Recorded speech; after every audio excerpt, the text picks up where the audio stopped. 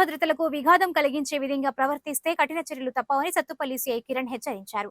ఈ సందర్భంగా Sathupalli RTC depot manager రాజలక్ష్మితో కలిసి సీఐ కిరణ్ సత్తుపల్లి బస్టాండ్లో పోలీస్ అవుట్ పోస్టు ప్రారంభించారు. నిత్యం వేలాది మంది ప్రయాణికులు, విద్యార్థులు సత్తుపల్లి పట్టణానికి వచ్చి వెళుతూ ఉంటారు. సత్తుపల్లి బస్టాండ్లో నిత్యం రద్దీగా ఉండడంతో మహిళలు, విద్యార్థుల పట్ల అసభ్యంగా ప్రవర్తించే కఠిన చర్యలు తప్పవని హెచ్చరించారు. బస్టాండ్లో దొంగతనాలు జరగకుండా అవుట్ పోస్ట్ ఉపయోగపడుతుందని, డైలీ ఒక కానిస్టేబుల్ విధులు నిర్వహించే విధంగా ప్రణాళిక రూపొందించామని సీఐ కిరణ్ తెలిపారు.